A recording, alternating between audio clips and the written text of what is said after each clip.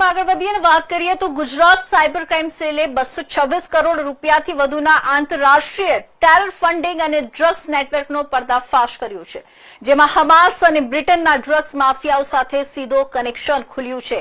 ગાંધીનગર સ્થિત cyber centre of એક્સલન્સને મળેલી માહિતીના આધારે બ્લોકચેઇન એનાલિસિસથી અગાઉ 9 આરોપીઓની ધરપકડ કરવામાં આવી હતી।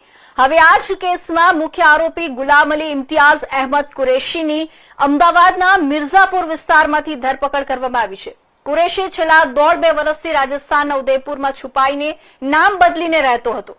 તપાસ દરમિયાન ખુલ્યું છે ડાર્ક વેબ પર ગેરકાયદેસર ડ્રગ્સ વેચતી વેબસાઇટ artemislab.cc ના ક્રિપ્ટો ટ્રાન્ઝેક્શન ગુજરાતના મોહસિન સાદિક મોલાણીના વોલેટમાં પહોંચી રહ્યા હતા।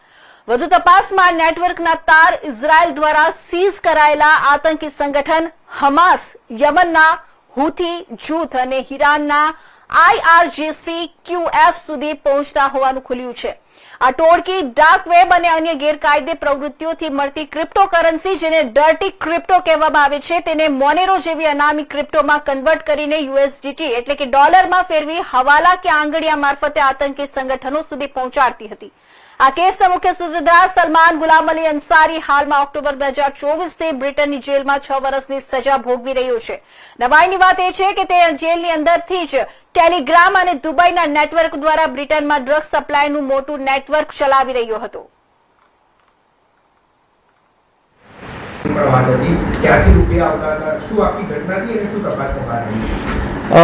આ ગુનાની જો વાત કરીએ તો સેન્ટર ઓફ એક્સલન્સ દ્વારા જે આ ક્રાઇમ શોધી કાઢવામાં આવ્યું છે, એમાં રિગરસ તપાસ ચાલી રહી છે। જેમ મેં લાસ્ટ ટાઈમ જણાવ્યું હતું કે અલગ અલગ 6 ટીમો કાર્યરત છે। એ પૈકી એક ટીમને એક સફળતા પ્રાપ્ત થઈ છે કે આ ગુનામાં ગુલામ અલી કરીને એક અન્ય ઈસમની ધરપકડ કરવામાં આવી છે। આ ગુલામ અલીની હકીકત એ પ્રકારની છે કે સલમાન અને નાવેદ જે અગાઉ પકડાયેલા આરોપીઓ હતા, એના સ્ટેટમેન્ટમાં ફલિત થયું હતું કે ગુલામ અલી એક ઓફિસ રાખી અને USDTનું કરતો હતો અને તે લોકો સાથે જોડાયેલો હતો।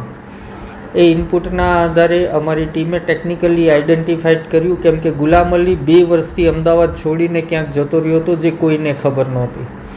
સો ઉદયપુર જઈ અને એણે પોતાનું ફરીથી ક્રિપ્ટોનો કારોબાર શરૂ કરેલો।